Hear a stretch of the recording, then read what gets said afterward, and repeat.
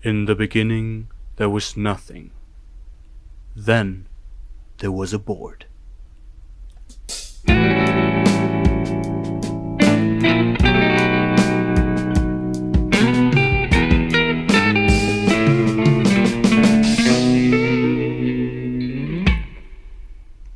Hi, first of all, I would like you to introduce yourself. My name is Andres Angulo. Johannes. My name is Thomas van Ouwerkerk. So, where are you from? Come from Colombia, Bogota. Obere Dijkstraße 41 in Graz. Uit de Lier nummer 1 in de Lier. Tell me, what were you doing before joining Familie Flöts? I worked in different theater companies in Berlin, Poland. I worked in Holland as an actor at Jacob Album Company, and also I have my own collective called Thomas Sass en Jos. I was in the school in making Erasmus in Essen. So it was 1 year before I finished my school in Paris. How did you first approach to the company? After I saw the show in Utrecht in the Schouwburg, I thought, this is fantastic. I want to work with them. And then I was the moment as well that you had to do internships. So I wrote one of the directors an email, and he said like, yeah, an internship. No, but there is a workshop which you can join, and it's in the summer academy. And I joined that. I saw them in the Stad Schouwburg in Utrecht. Stad Schouwburg, Utrecht. Utrecht. I worked with a few people who worked also with Familie Flöts and in Berlin in different projects. So I get closer and closer slowly to the company. There was not this moment, it was a lot of different moments. And Misha and Hayo, the directors of the company, went to Essen to make like a meeting with us as students. And 2 weeks after that, Hayo contacted me and asked me if I wanted to come to Berlin and maybe to have the possibility to work in a new project that they were doing at that moment. That was Heidi, where I started to work with them. What was your first role being with Familie Flöts? I played Ivan in Teatro dell'Illusio.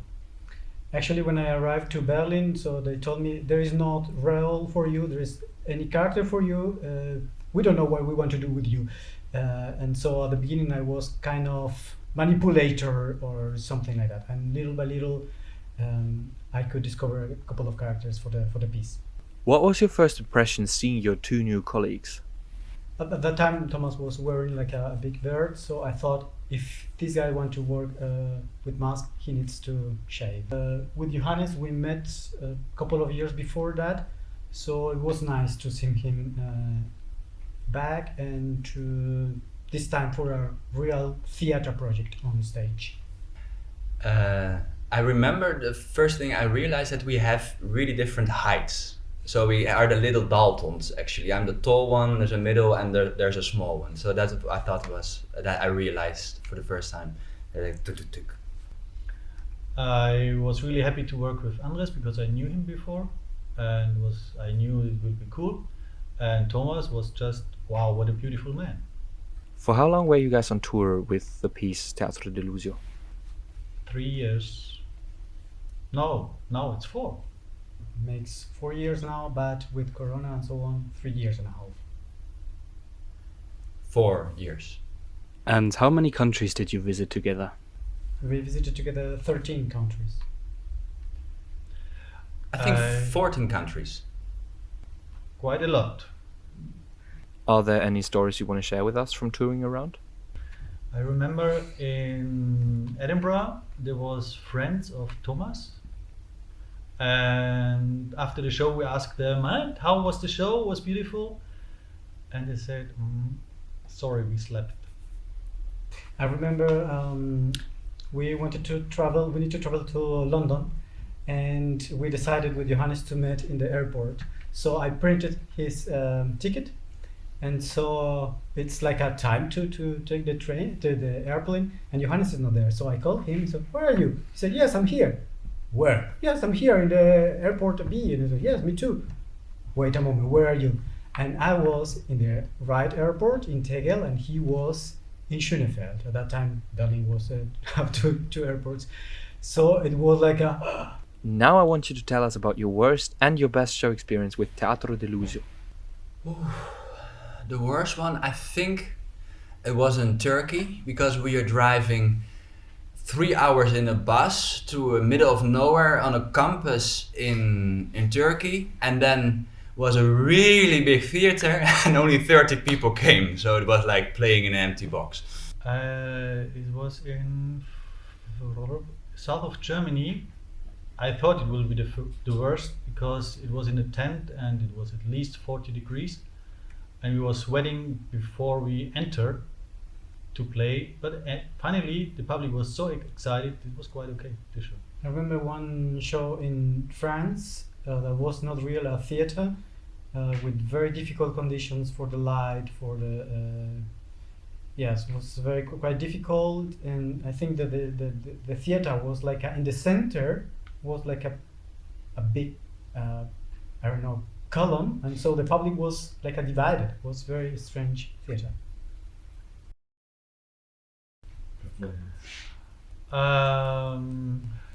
Chile, in Frutia, I would say. Yeah. For me, the most nicest place to play was in London at the Mime Festival, and yeah, being able to play in London, it was really cool.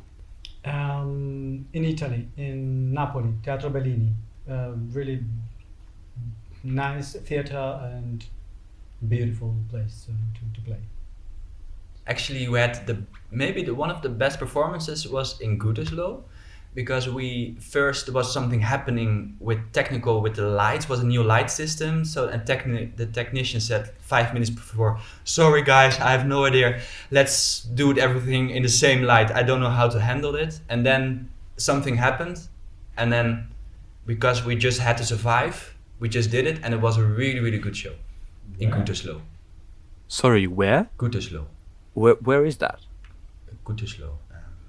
Hi, du willst wissen, wo Gütersloh liegt? Das ist im Prinzip ganz einfach. Da gibt es die sogenannte 4-Metropolen-Regel. Ich kann das mal zeigen. Und zwar, hier ist Hasewinkel, ne? Das ist ja bekannt.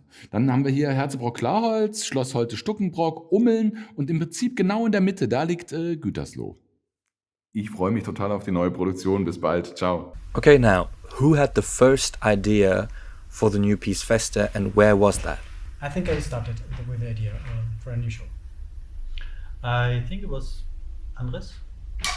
I started with, I had the idea to play together. In the front of a theater or in the train? On the way in Turkey to a theater, and I remember there was a beautiful bush with flowers. I remember this place very well. Train station, and then we continue to talk about that on the train. And what was that idea? To find an end. The idea was to have little stories about the end of the world. Yeah, little stories about the theme, the end. And afterwards, what did you do? What was the next step? Yeah, we collected material for videos, pictures, and ideas, stories to. We start to think about what we want to play and what we want to play together. So we came up with ideas of things that we could enjoy to play together.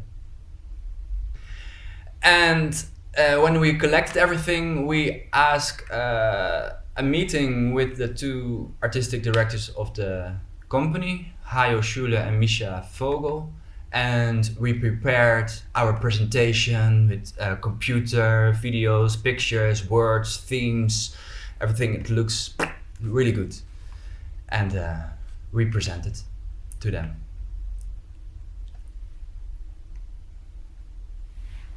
So we saw it and we didn't like it.